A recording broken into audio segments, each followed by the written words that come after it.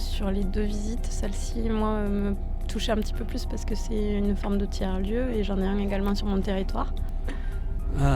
C'est de l'échange de pratiques, je pense que c'est intéressant de voir un petit peu comment ça se passe. En plus, on est dans un autre pays.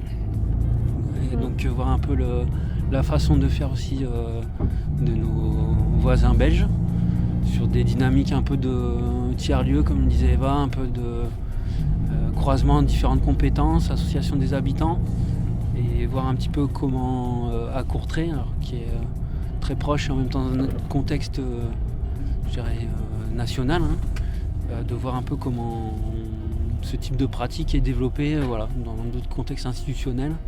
Ça peut aussi donner des idées, je pense, sur nos territoires en France.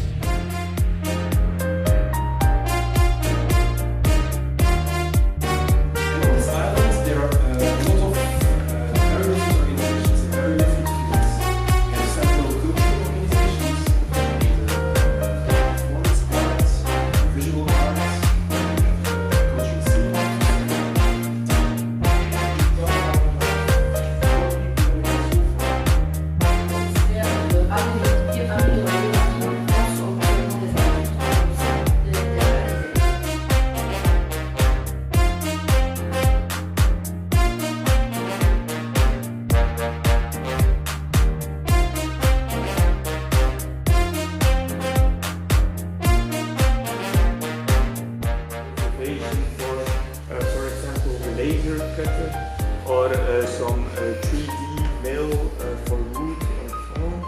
Et donc quel est le but d'organiser ces visites ?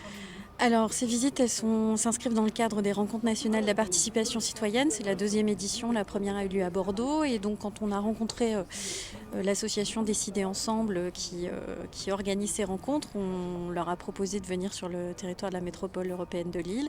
Et il nous semblait important, vu qu'on est un territoire frontalier, de pouvoir aussi découvrir ce qui se passait de l'autre côté de la frontière. Donc, c'est pour ça qu'on est venu à Courtrai cet après-midi. Pourquoi Courtrai particulièrement ? Parce que Courtrai, ça fait partie de l'Eurométropole et puis ils ont une histoire quand même assez intéressante sur la rénovation de ce quartier, l'île Bouddha, et puis sur comment en fait on fait coexister différentes compétences sur un même territoire et comment on crée de l'initiative citoyenne, puisqu'en fait on voit bien que c'est les citoyens qui s'emparent un peu du quartier pour en faire un petit peu ce qu'ils veulent. Et pourquoi du coup venir ici aux rencontres de la participation ? En fait, je suis une habituée des rencontres. J'étais là lors des premières. On a une longue historique de collaboration avec l'association Décider Ensemble, entre autres, qui est un des bailleurs de fonds, ainsi qu'avec la CNDP. Donc, pour nous, c'est intéressant d'avoir des retours d'expérience. Ils viennent voir ce que nous, on fait. Nous, on vient voir ce que vous faites. Et on est capable de s'inspirer les uns les autres pour avoir des processus de participation qui sont plus intéressants, qui sont plus interactifs. Et donc aujourd'hui, on a vu plein d'établissements, oui, de projets. Qu'est-ce que vous en retirez et est-ce que ça a été constructif aujourd'hui ? Oui, ça a été très constructif. Ce que je retiens, c'est peut-être cette petite phrase de la présentation. Il vaut mieux s'excuser que de demander la permission. Et je me rends compte que beaucoup, pour transformer les lieux, il faut avoir comme un savoir d'usage.